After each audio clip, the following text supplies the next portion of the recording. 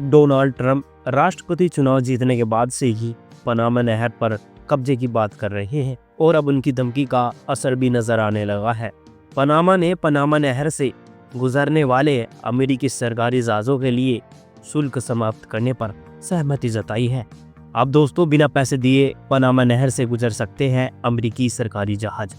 इससे अमेरिकी सरकार को हर साल लाखों डॉलर की बचत होगी। अमेरिका के समुद्री व्यापार का बड़ा हिस्सा पनामा नहर के जरिए होता है।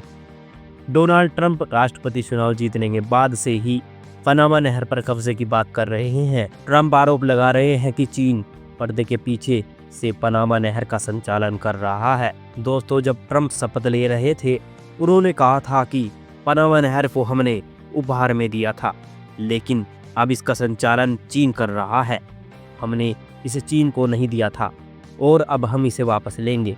अमेरिकी विदेश मंत्री मार्को रूबियो ने भी पनामा का दौरा किया था और पनामा के राष्ट्रपति जोस राउल मुलिनो से कहा था कि पनामा को पनामा नहर क्षेत्र पर चीन के बढ़ते प्रभाव को कम करना चाहिए। उन्होंने चेतावनी दी थी कि अगर ऐसा न हुआ तो ट्रंप प्रशासन आवश्यक कदम उठाने को तैयार होगा।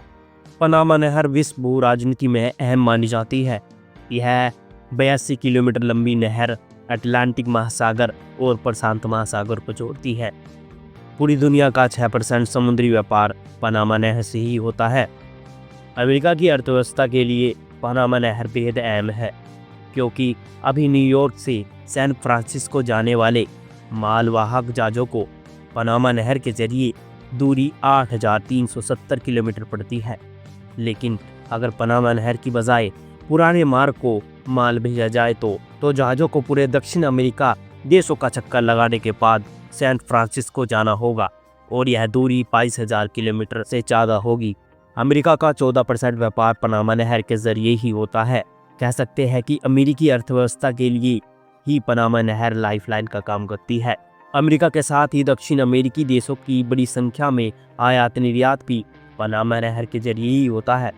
एशिया से अगर कैरेबियाई देश माल भेजना हो तो जहाज पनामा नहर से होकर ही गुजरते हैं। खुद पनामा की अर्थव्यवस्था भी इस नहर पर निर्भर करती है और पनामा की सरकार को पनामा के प्रबंधन से ही हर साल अरबों डॉलर की कमाई होती है। पनामा नहर पर कब्जा होने की स्थिति में पूरी दुनिया में माल की आपूर्ति श्रृंखला बाधित होने का खतरा है।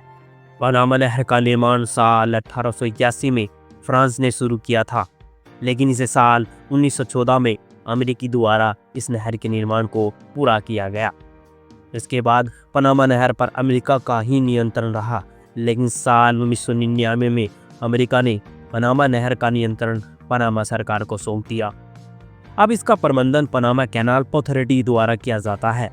पनामा नहर को इंजीनियरिंग का चमत्कार माना जाता है और इसे आधुनिक दुनिया के इंजीनियरिंग के 7 अजूबों में से एक माना जाता है।